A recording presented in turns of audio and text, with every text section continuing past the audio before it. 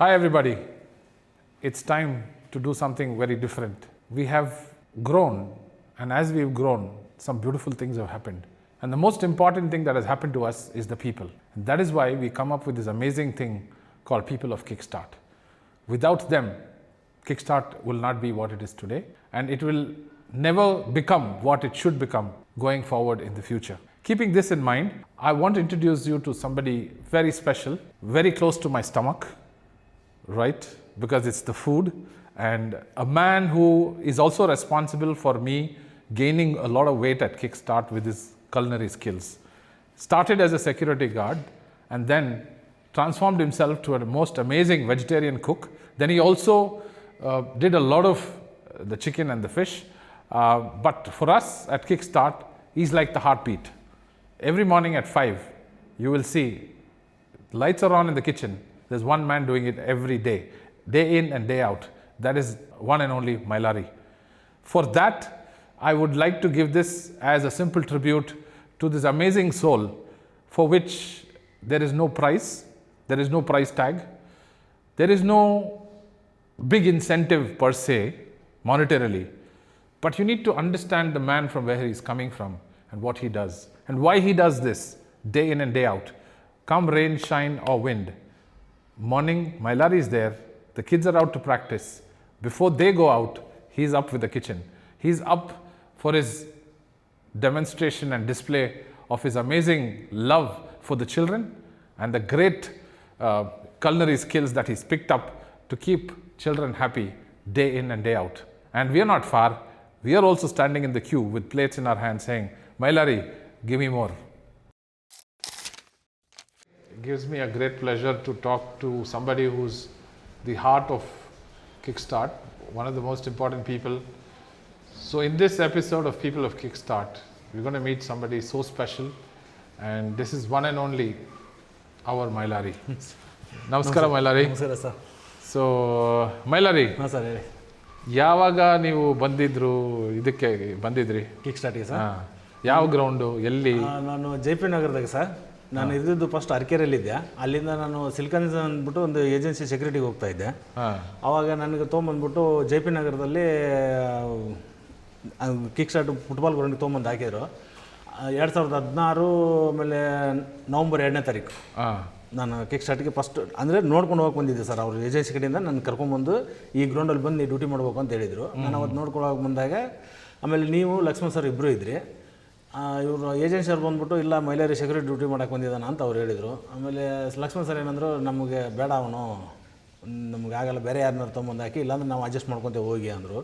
ಆಮೇಲೆ ಅವ್ನು ಏಜೆನ್ಸಿ ಅವನು ಏನು ಹೇಳಿದ, ಇಲ್ಲ 2 ಡೇಸ್ ಅವ್ರು ನೋಡಿ 2 ಡೇಸ್ ಆದಮೇಲೆ ನಾನು ಚೇಂಜ್ ಮಾಡ್ತಾನೆ ಅಂತ ಹೇಳಿದರು ಅವರು. ಸರಿ ಆಯಿತು ಅಂದ್ಬಿಟ್ಟು ಆಮೇಲೆ ನವಂಬರ್ 3ನೇ ತಾರೀಕಿಂದ ನಾನು ಡ್ಯೂಟಿಗೆ ಬಂದೆ. ಬಂದು 5 ನವಂಬರ್ 10ನೇ ತಾರೀಕು ಒಳಗೆ ಅಂದರೆ ಅವನು ಬೇರೆದೊಬ್ಬರನ್ನ ತೊಗೊಂಬಂದ್ರು ಹಾಕಲ್ಲಿಗೆ. ಅದ್ರ ಮಧ್ಯ ಏನೇನು ಕೆಲಸ ಮಾಡಿದ್ರಿ ಜ್ಞಾಪಕ ಇದೆ ನಿಮಗೆ? ಎಲ್ಲ ಗ್ರೌಂಡ್ ನೋಡ್ಕೊತಾ ಇದ್ದೆ ಸರ್. ಆಮೇಲೆ ನಿಮಗೆ ಅವರು ಸ್ವಲ್ಪ ಲೇಟಾಗಿ ಬರ್ತಾಯಿದ್ರು ಸರ್. ನೈಟು ಅವ್ರಿಗೆ ಊಟ ಮಾಡಿ ರೆಡಿ ಮಾಡಿ ಕೊಡ್ತಾ ಇದ್ದೆ. ಅವಾಗ ಶೆಫ್ ಯಾರು ಇಲ್ಲ ಶೆಫ್ ಎಲ್ಲ ಆಗಕ್ಕೆ ಮುಂಚೆ ಸೆಕ್ಯೂರಿಟಿಯಲ್ಲಿ ಒಂದು ರಿಜಿಸ್ಟರ್ ಇತ್ತು, ಜ್ಞಾಪಕ ಇದೆ? ಬುಕ್ಕಿಂಗ್ ಇದೆಲ್ಲ ರಿಜಿಸ್ಟರ್ ಇಲ್ಲ ಮಕ್ಕಳು ಬಂದಾಗ ಅಟೆಂಡೆನ್ಸ್, ಮಕ್ಕಳು ಯಾರ್ಯಾರು ಬರ್ತಾರೆ ಅಂದ್ಬಿಟ್ಟು ಅಲ್ಲಿ ಅಟೆಂಡೆನ್ಸ್ ಅವ್ರನ್ನ ಸಿಗ್ನೇಚರ್ ತೊಗೋಬೇಕು, ಎಷ್ಟು ಗಂಟೆಗೆ ಬಂದರು ಎಷ್ಟು ಗಂಟೆಗೆ ಹೋದ್ರು ಅಂತ ಅದನ್ನೆಲ್ಲ ನೋಡ್ಕೋಬೇಕಿತ್ತು. ಬಟ್ ನನಗೆ ಬರೆಯೋಕ್ಕೆ ಬರಲ್ಲ ಅಂತಂದ್ರೂ ಬಟ್ ಅಲ್ಲಿ ಇದ್ದವರೆಲ್ಲ ನನಗೆ ಹೆಲ್ಪ್ ಮಾಡಿಬಿಟ್ಟು, ಇಲ್ಲ ನೀನು ಇದನ್ನು ಅಟೆಂಡ್ ನೀನು ನೋಡ್ಕೊಂಡಿರೋ, ನಿನ್ಗೆ ಗೊತ್ತಾಗುತ್ತೆ, ಬಂದವ್ರನ್ನ ಇಲ್ಲಿ ಟೈಮಿಂಗ್ಸ್ ಹಾಕೋ, ಸೈನ್ ಮಾಡಿಸ್ಕೋ, ಯಾರು ಗೆಸ್ಟ್ ಬರಲಿ ಯಾರು ಪೇರೆಂಟ್ಸ್ ಬರಲಿ ಅವ್ರ ಕಡೆಯಿಂದ ಎಲ್ಲ ನೋಡ್ಕೋಬೇಕು ಅಂತ ಹೇಳ್ಬಿಟ್ಟು ಅವರು ಗೇಟ್ ಮುಂದ್ಗಡೆ ಟೇಬಲಲ್ಲೇ ಕುಂತ್ಕೊಂಡು ಬಂದವ್ರಿಗೆಲ್ಲ, ಸರ್ ನನಗೆ ಬರೆಯೋಕ್ಕೆ ಬರಲ್ಲ, ನೀವು ಸೈನ್ ಹಾಕಿ ಅಂದ್ಬಿಟ್ಟು ಅವ್ರ ಕಡೆ ಸೈನ್ ಮಾಡಿಸ್ಕೊಂಡು ಅದನ್ನು ಒಂದು ವಾರ ಆದಮೇಲೆ ನಿಮಗೆಲ್ಲರಿಗೆ ತೋರಿಸಿದ ಮೇಲೆ ಲಕ್ಷ್ಮಣ್ ಸರ್ ಇಲ್ಲ ಅವ್ನು ಚೇಂಜ್ ಮಾಡೋಕೆ ಹೋಗ್ಬಿಡಿ, ಅವನೇ ನಮಗೆ ಬೇಕು, ಕಂಟಿನ್ಯೂಗೆ ಅವನ್ನ ಮಾಡಿ ಅಂದರು. ಏನು ಮಾಡಿದ್ರಿ ನೀವು ಲಕ್ಷ್ಮಣ್ಗೆ? ನಿಮ್ಮಲ್ಲಿ ಇಷ್ಟ ಏನಿಲ್ಲ ಸರ್. ಅಂದರೆ ಅವರು ನಾನು ನೈಟ್ ಡ್ಯೂಟಿ ಮಾಡುವಾಗ ಬುಕ್ಕಿಂಗ್ ಬರ್ತಾಯಿತ್ತು ಸರ್. ಅಲ್ಲಿ ಬುಕ್ಕಿಂಗ್ ಬರುವಾಗ ಒಂದು ನೈಟ್ ಅವರು ವಿಕ್ರಮ್ ಸರ್ ಅಂದ್ಬಿಟ್ಟು ಮ್ಯಾನೇಜರ್ ಇದ್ದರು ಚೆನ್ನೈಯಿಂದ. ಇವರು ಮೀಟಿಂಗ್ ಅಂದ್ಬಿಟ್ಟು ನೈಟೆಲ್ಲ ಹೋಗ್ಬಿಟ್ರು. ಅವರು ಒಂದು 12:30 1 ಗಂಟೆಗೆ ಬಂದುಬಿಡೋರು. ಆಮೇಲೆ ನಂಟು ಕೋಚ್ ಅಂತಿದ್ರು, ಅವರೆಲ್ಲ ಊಟ ಮಾಡ್ಕೊಂಡ್ಬಿಡೋರು. ಇವ್ರಿಗೆ ಊಟ ಇರ್ತಿದ್ದಿಲ್ಲ. ಇವ್ರು 12:30 ಬಂದಾಗ ನಾನು ಬುಕ್ಕಿಂಗ್ ನೋಡ್ತಾ ಇದ್ದೆ. ಅವಾಗ ಬಂದಾಗ ಮೈಲಾರಿ, ಇವ್ರು ಹಿಂದಿಯಲ್ಲಿ ಮಾತಾಡ್ತಿದ್ರಲ್ಲ, ಮೈಲಾರಿ ತುಮಕು ಕುಚ್ ಬನಾನಾಕೋ ಆಗುತ್ತೋ ಹಮ್ಕು ಬನಾಕೆ ಖಿಲಾವ್ ಅಂದರು. ಒಂದ್ಬಿಟ್ಟು 2 ಸಲ ಪುಳಿಯೋಗರೆ, ಒಂದು ಸ್ವಲ್ಪ ಲೆಮನ್ ರೈಸು, ಇಂಥದ್ದು ಟೊಮೊಟೊ ಬಾತ್ ರಾತ್ರಿ 1 ಗಂಟೆಗೆಲ್ಲ ಅವ್ರಿಗೆ ರೆಡಿ ಮಾಡಿಬಿಟ್ಟು ಊಟ ಕೊಟ್ಟೆ. ಆ ಊಟ ಮಾಡಿಬಿಟ್ಟು ಅವರು ಫುಲ್ ಫಿದಾಗ್ಬಿಟ್ಟು, ಬೇಡ ಅವನೇ ಇರಲಿ ನಮಗೆ, ಇದ್ದಿ ಶೆಫ್ ಕೂಡ ಬಿಡಿಸ್ಬಿಟ್ಟು ಅಡುಗೆ ಮಾಡಿಕೊಂಡು, ಸೆಕ್ಯೂರಿಟಿ ಮಾಡಿಕೊಂಡು, ಹೌಸ್ ಕೀಪಿಂಗ್ ಮಾಡಿಕೊಂಡು, ಪ್ರತಿಯೊಂದು ಕೆಲಸನೂ ಮೈಲೇರಿ ಅದನ್ನಂದರೆ ಎಲ್ಲ ನಡೀತೈತಿ, ಮಾಡ್ಕೊಳ್ಳಿ ಅವನೇ ಇರಲಿ ನಮಗೆ ಅಂದ್ಬಿಟ್ಟು ಏಜೆನ್ಸಿ ಕಡೆಯಿಂದ ಒಂದು ತಿಂಗಳು ಪೇಮೆಂಟ್ ಕೂಡ ಎಕ್ಸ್ಟ್ರಾ ಕೊಟ್ಬಿಟ್ಟು ಏಜೆನ್ಸಿ ಕಡೆಯಿಂದ ಬಿಡಿಸ್ಬಿಟ್ಟು ಪರ್ಮನೆಂಟಾಗಿ ಕಿಕ್ ಸ್ಟಾರ್ಟ್ಗೆ ಹಾಕೊಂಡ್ರು ಸರ್. ಯಾ ಸೊ ನನಗೆ ಇನ್ನೂ ಜ್ಞಾಪಕ ಇದೆ, ಆ ಡೈನಿಂಗ್ ಟೇಬಲ್ ತಿಂದಿರೋದು, ಹಾಂ ಸರ್, ಆ ಪುಳಿಯೋಗರೆ ತಿಂದಿರೋದು, ಅದಕ್ಕೆ ಒಂದು ದೊಡ್ಡ ಕ್ಯೂ ಇತ್ತು. ಒಂದು ನಿಮ್ಮ ಪುಳಿಯೋಗರೆಗೆ ಒಂದು ದೊಡ್ಡ ಫ್ಯಾನ್ ಕ್ಲಬ್ ಸ್ಟಾರ್ಟ್ ಮಾಡಿಬಿಟ್ರಿ ನೀವು. ಹೌದು ಸರ್, ಎಲ್ಲರೂ ಬಾಕ್ಸ್ ತೊಗೊಂಬಂದ್ಬಿಟ್ಟು ಪೇರೆಂಟ್ಸ್ ಎಲ್ಲ ಬಂದ್ಬಿಟ್ಟು ಪುಳಿಯೋಗರೆ ಗುಂಜು ಮಾಡಿ ಕೊಡಪ್ಪ ಅಂತ ಹೇಳ್ಬಿಟ್ಟು ಲಕ್ಕಿ ಸರ್ ಫ್ರೆಂಡು ನಿಮ್ಮ ಫ್ರೆಂಡ್ಸ್ ಎಲ್ಲ ಬಂದ್ಬಿಟ್ಟು ಫಸ್ಟೇ ಆರ್ಡರ್ ಕೊಡ್ತಾಯಿದ್ರು, ನಾಳೆ ನಾವು ಬರ್ತೇವಪ್ಪ, ನಮ್ಗೆ ಸ್ವಲ್ಪ ಪುಳಿಯೋಗರೆ ಗುಂಜು ಮಾಡಿಡು, ನಾವು ತೊಗೊಂಡು ಹೋಗ್ತೀವಿ ಅಂತ. ಬಟ್ ಮಾಡ್ತಾಯಿತ್ತು ಸರ್, ಮಾಡ್ತಾಯಿದ್ವಿ, ಕಂಪ್ನಿ ಕಡೆಯಿಂದ ಎಲ್ಲ ಕೊಡ್ತಾಯಿದ್ರಿ, ನಾನು ಮಾಡಿ ಕೊಡ್ತಾಯಿದ್ದೆ. ಸೊ ಕಿಕ್ ಸ್ಟಾರ್ಟಲ್ಲಿ ಇಷ್ಟು ವರ್ಷ ಆಯಿತು ನೀವು ಬಂದು, ನಿಮ್ಮ ಕೈಯಿಂದ ತಿಂದಿರೋರು ಯಾರೂ ಇಲ್ವೇ ಇಲ್ಲ, ರೈಟ್? ನಿಮ್ಮನ್ನು ಇದು ಅಪ್ರಿಷಿಯೇಟ್ ಮಾಡಿದ್ದು. ಸೊ ಈ ಜರ್ನಿಯಲ್ಲಿ ನಿಮಗೆ ಮಕ್ಕಳಿಗೆ ಬೆಳಗ್ಗೆ 5:15 ಗಂಟೆಗೆ ಪ್ರತಿ ದಿವಸ ಹೆಂಗೆ ಎದ್ದೊಳ್ತಾ ಇದ್ರಿ? ಏನನ್ನ ನೋಡ್ಬಿಟ್ಟು ನೀವು ಇಷ್ಟು ಪರೋತ್ಸಾಹ? ಇಲ್ಲ ಸರ್, ಅದೇನಾಯ್ತಂದರೆ ನಾನು ಇಲ್ಲಿ ಬಂದು ಸೇರಿಕೊಂಡಾಗ ನಾವು ಹುಬ್ಳಿ ಕಡೆಯವ್ರು ಸರ್, ತುಂಬ ರಫ್ ಜನ, ನಾವು ಮಾತಾಡೋ ಸ್ಟೈಲಿನ ಬೇರೆ, ನಾವು ಹೇಳೋ ಸ್ಟೈಲಿನ ಬೇರೆ. ಬಟ್ ಇಲ್ಲಿ ಬಂದಾಗ ನಾವು ಬೇರೆ ಥರನೇ ಇದ್ವಿ.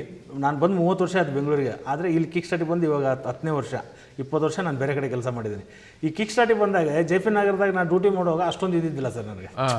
ಕಿಕ್ ಸ್ಟಾರ್ಟ್ ಮೇಲೆ ನಾನೇನು ಫುಟ್ಬಾಲಿಗೆ ಗೊತ್ತಿಲ್ಲ, ನನಗೆ ಕ್ರಿಕೆಟ್ ಅಂದರೆ ಗೊತ್ತು, ಫುಟ್ಬಾಲ್ ಅಂದರೆ ನನಗೇನು ಗೊತ್ತಿದ್ದಿಲ್ಲ. ಬಟ್ ಗರ್ಲ್ಸ್ ಟೀಮ್ ಯಾವಾಗ ಬಂದ್ಬಿಟ್ಟು ಫಸ್ಟ್ ಚಾಂಪಿಯನ್ ಆಯ್ತಲ್ಲ ಸರ್, ಅವಾಗ ನನಗೆ ಕಿಕ್ ಸ್ಟಾರ್ಟ್ ಅಂದರೆ ಅದೊಂದು ಏನೋ ಒಂದು ಹುಮ್ಮಸ್ಸು, ಏನಾಗಲಿ ಮಕ್ಕಳಿಗೆ ನಾನು ಹೇಳ್ಬೇಕು, ಮಾಡಿಕೊಡ್ಬೇಕು ಅನ್ನೋದು ಒಂದು ಹವ್ಯಾಸ. ಆ ಚಾಂಪಿಯನ್ ಆಗೋಕ್ಕಿಂತ ಮುಂಚೆ ನಾನು ಬಿಡ ಎದ್ದು ಮಾಡಿರೋದು ಬಿಡ, ಯಾಕೆ ಅಲ್ಲಿ ಅವಾಗ ಅಷ್ಟೊಂದು ಇದ್ದಿದ್ದಿಲ್ಲ ಸರ್. ನಾನು ಬೆಳಗ್ಗೆ 7 ಗಂಟೆಗೆ ಇದ್ರೂ ಲಕ್ಷ್ಮಣ್ ಸರ್ ಇರೋದು 8:30 9 ಗಂಟೆಗೆ. ಬೆಳಗ್ಗೆ ಯಾಕೆ ಬೇಗ ಎದ್ದಿಲ್ಲಪ್ಪ ಅಂತ ಯಾರು ಕೇಳೋದಿಲ್ಲ. ಬಟ್ ಚಾಂಪಿಯನ್ ಆದಮೇಲೆ ಗರ್ಲ್ಸ್ ಬೆಳಗ್ಗೆ 4 ಗಂಟೆ 5 ಗಂಟೆಗೆ ಎದ್ದಾಗ ಅವ್ರಿಗೆ ಹಾಲು ಕೊಡಬೇಕು, ರಾಗಿ ಮಾಡಿಕೊಡ್ಬೇಕು, ಮಕ್ಕಳಿಗೆ ಕೊಡಬೇಕು ಅಂತ ನನಗೆ ಲಕ್ಷ್ಮಣ್ ಸರ್ ಕರೆದ್ಬಿಟ್ಟು, ನೋಡಪ್ಪ ಇದು ನಿನ್ನ ಜವಾಬ್ದಾರಿ, ಇದು ನಿನ್ನ ನಂಬಿ ನಾವು ಬಿಡ್ತಾ ಇದ್ದೀವಿ ಅಂತ ಹೇಳಿದಾಗ. ಸೊ ಇಷ್ಟು ವರ್ಷ ಕಳೆದ್ರಿ.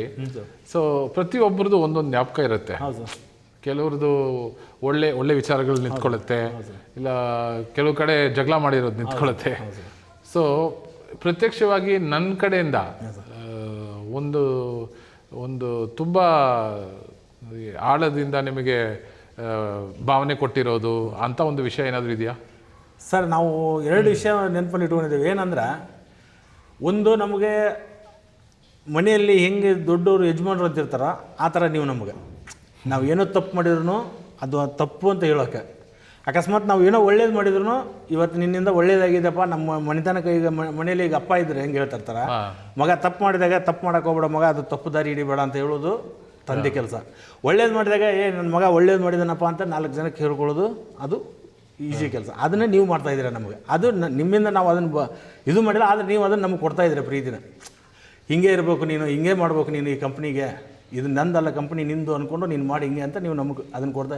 ಅದ್ರ ಮ್ಯಾಗೆ ನಾವು ಏನೋ ಒಂದು ನಿಮ್ಮ ಕೂಡ ಮಾತಾಡ್ಬೇಕಂದ್ರೆ ಒಂದು ಪ್ರೀತಿ. ಬಟ್ ನೀವು ಏನೋ ಒಂದು ಸಿಟ್ಟಲ್ಲಿ ಬಂದಾಗ ನಮಗೊಂದು ಭಯ.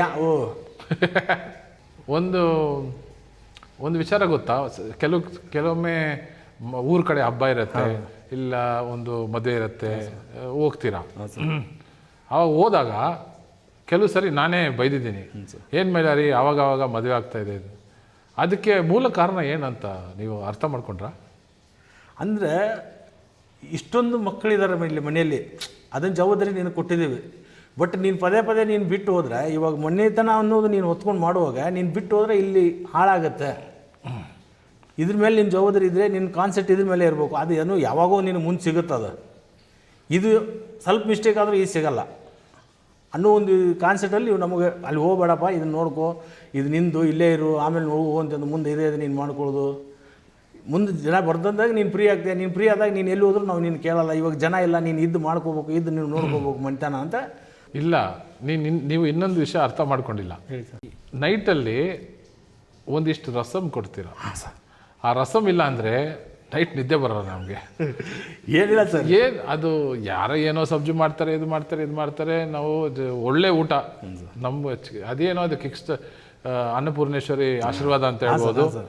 ಅಷ್ಟು ಒಳ್ಳೆ ಊಟ ನಮಗೆ ಇವತ್ತುವರೆಗೂ ಆ ಸೊಂಡ್ಲು ಖಾಲಿ ಆಗೇ ಇಲ್ಲ. ಅದು ಬಾಡಿಗೆ ಬರ್ತಾ ಇದೆ, ಎಲ್ಲರೂ ತಿಂತಾ ಇದ್ದಾರೆ, ಎಲ್ಲರೂ ಚೆನ್ನಾಗಿದ್ದೀವಿ.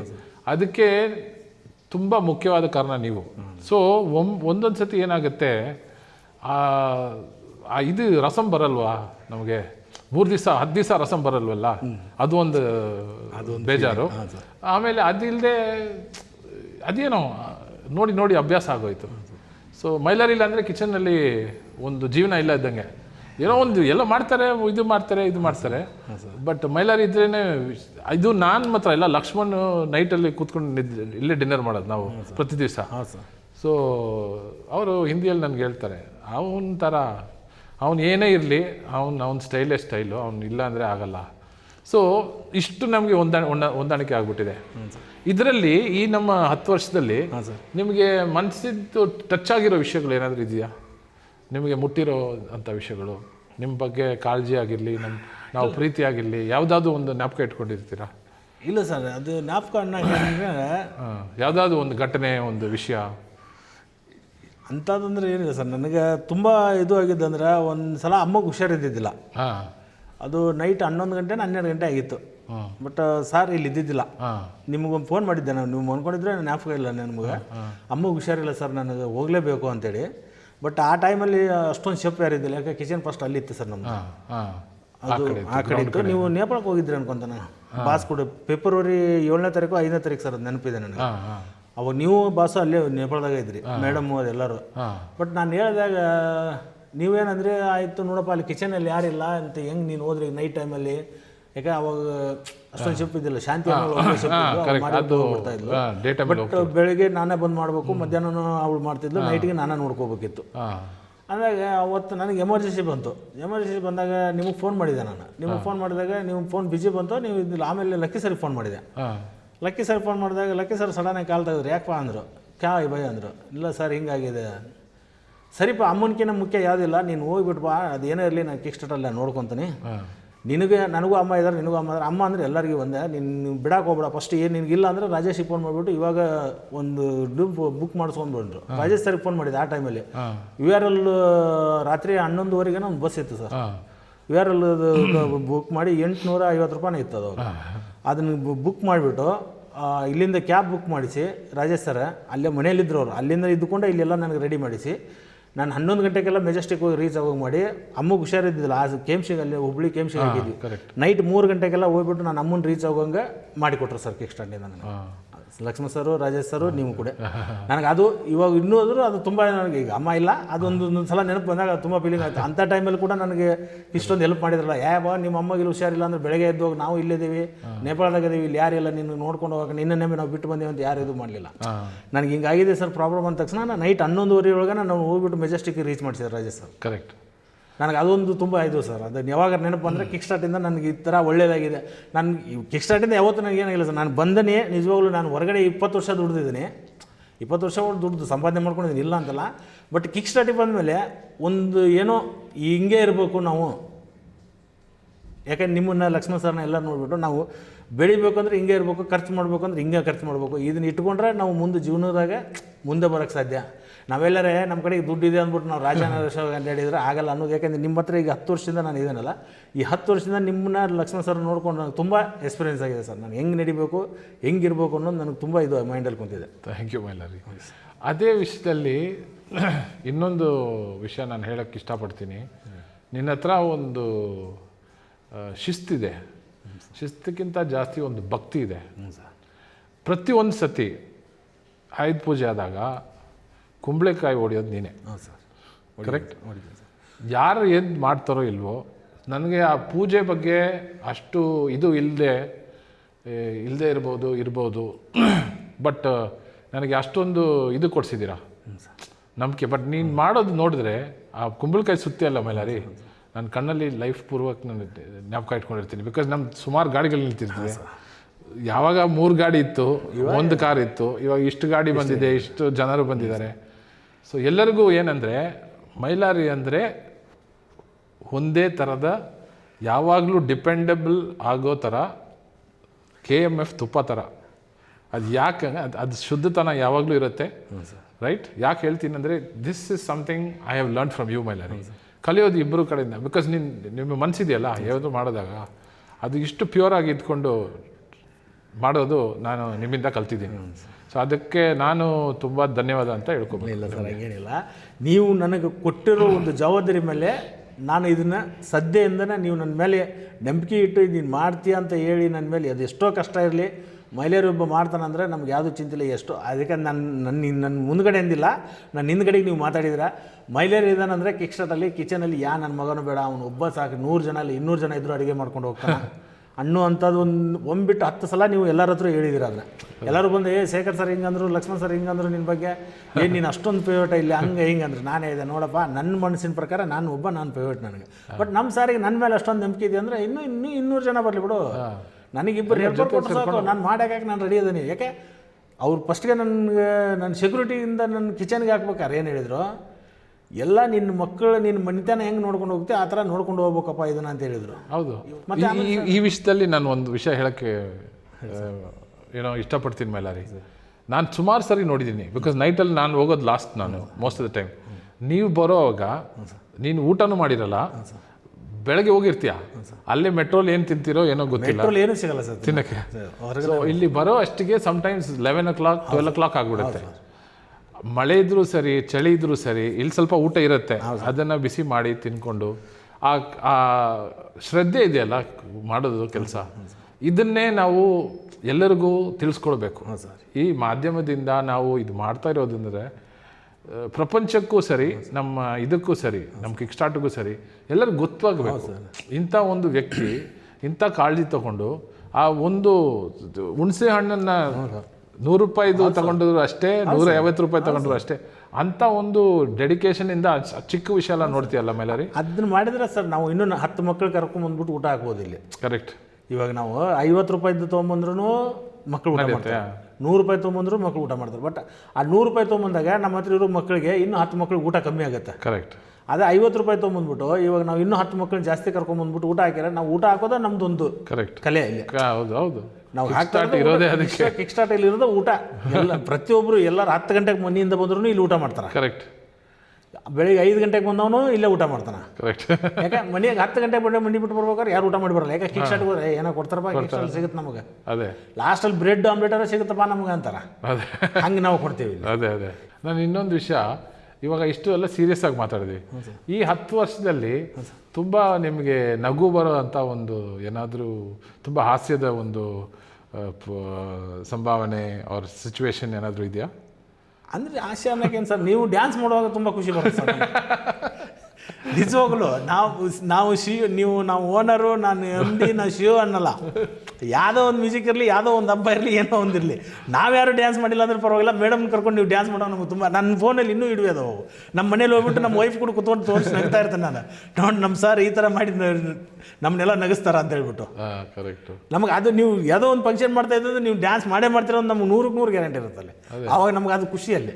ಈ ಲಾಸ್ಟ್ ನ್ಯೂ ಇಯರಲ್ಲಿ ನೋಡಿದ್ರೆ ನಾನು ನಿಲ್ಸ್ಬೇಕು ಮ್ಯೂಸಿಕ್ ಅಂತ ಅನ್ಕೊಂಡಿದ್ದೀನಿ. ಎಲ್ಲಿ ನಿಲ್ಸಕ್ ಟೈಮೇ ಸಿಕ್ಕಿಲ್ಲ ಸರ್.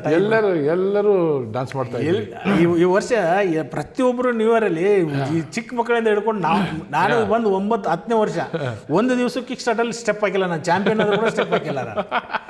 ನಾನು 7 ಸಲ ಚಾಂಪಿಯನ್ ಆಯ್ತು ಗರ್ಲ್ಸು, 7 ಸಲ ಚಾಂಪಿಯನ್ ಆದರೂ ನಾನು ಇದ್ದೀನಿ. ಬಟ್ ಅದಕ್ಕೂ ಸ್ಟೆಪ್ ಹಾಕಿಲ್ಲ. ನಮ್ಮ ಬಾಯ್ಸ್ ಚಾಂಪಿಯನ್ ಆಯಿತು, ಅದಕ್ಕೂ ಸ್ಟೆಪ್ ಹಾಕಿಲ್ಲ. ಬಟ್ ಜನವರಿಗೆ ಎಲ್ಲರೂ ಸ್ಟೆಪ್ ಹಾಕೋಗೋಸ್ಕರ ನಾನು ಅವತ್ತೇನೋ ಸ್ಟೆಪ್ ಹಾಕ್ಬೇಕು ಅನ್ಸುತ್ತೆ. ಪ್ರತಿಯೊಬ್ಬರು ಎಲ್ಲರೂ ಸ್ಟೆಪ್ ಹಾಕಿದ್ದೀವಿ. ಅದು ಒಂದು ನಮಗೊಂದು ಖುಷಿ ಸರ್. ಎಲ್ಲರೂ ಕೂಡ ಕುಣಿದಿದ್ದೀವಿ, ಎಲ್ಲರೂ ಕೂಡ ಖುಷಿಯಾಗಿದ್ದೀವಿ.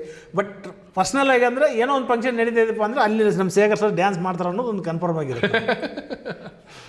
ಅದೇ ಒಂದು ತುಂಬ. ಬಿಕಾಸ್ ಫಾರ್ ಮೀ ಜಾಸ್ತಿ ಅಂತ ಹೇಳ್ಬೇಕಂದ್ರೆ ನಾನು ಮನೆಯಲ್ಲಿ ಇರೋದ್ರಿಂದ ಜಾಸ್ತಿ ಇಲ್ಲೇ ಇರ್ತೀನಿ. ಹೌದು ಸರ್. ನಮ್ಮ ಹೆಂಡತಿ, ಅಮ್ಮ, ಅಪ್ಪ ಎಲ್ಲ ಇದ್ದರೂ ಸಹ 18 hours ಇಲ್ಲಿ ಇರ್ತೀನಿ, 12 hours 16 hours ಇಲ್ಲಿ ಇರ್ತೀನಿ ಕನಿಷ್ಠ. ಸೊ ಸಂಡೇನೂ ಇರ್ತೀನಿ. So this is like my family, this is actually my family. But ಅದಕ್ಕೆ ಇವಾಗಲ್ಲ ಸರ್, 10 ವರ್ಷದಿಂದ ನೋಡ್ತಾ ಇದ್ದೀನಿ. JP ನಗರದಾಗಿದ್ದ ಕೂಡ ನೀವು ಬೆಳಿಗ್ಗೆ ಬಂದರೆ ರಾತ್ರಿ 12ಕ್ಕೆ JP ನಗರದಿಂದ ಹೋಗ್ತಾ ಇದ್ರಿ. ಅಕಸ್ಮಾತ್ ಲೇಟ್ ಆಗಿದೆ ಅಂದರೆ ಆ ಚಿಕ್ಕ ಆಫೀಸಲ್ಲೇನೆ ಸೇರ್ ಮಾಡ್ಕೊಂಡು ಸುಮ್ಮನೆ ಒಬ್ರು ಕೆಳಗೆ ಒಬ್ರ ಮೇಲೆ ಅವ್ರ ಒಳಗೆ ರೂಮಲ್ಲಿ ಮಲ್ಕೊಂಡ್ರೆ ನೀವು ಹೊರಗಡೆ ಹಾಲಲ್ಲಿ ಮಲ್ಕೊಂತ ಇದ್ರಿ. ಅದೇ ಏನು ಮಾಡೋದು, ನೀವೆಲ್ಲ ಇರ್ತೀರಾ ಅಂತ ಒಂದು ಇದೆ. ಸೊ ಮೈಲಾರಿ, ನಿಮ್ಮ ಹತ್ರ ಇಷ್ಟು ಹಂಚ್ಕೊಂಡಿದ್ದಕ್ಕೆ ನನಗೆ ತುಂಬ ಸಂತೋಷ. Okay sir. So we have big things to do Mailari. ಇನ್ನೂ ದೊಡ್ಡದಾಗಿ ಮಾಡಬೇಕು. ಹಾಂ ಸರ್, ಮಾಡೋಣ. ದೊಡ್ಡದು ಕಿಚನ್ ಇರಬೇಕು, ಎಲ್ಲ ಮಾಡೋಣ. ಸೊ ಯಾವಾಗಲೂ ನಾವು ಹಿಂಗೆ ನಗ್ನಗ್ತಾ ನೀವು ಹೇಳಿದ ಥರ ಸ್ಟೆಪ್ ಹಾಕ್ಕೊಂಡು ಡ್ಯಾನ್ಸ್ ಮಾಡಿಕೊಂಡು ಸಂತೋಷವಾಗಿರೋ. Thank you Mailari, thank you so much.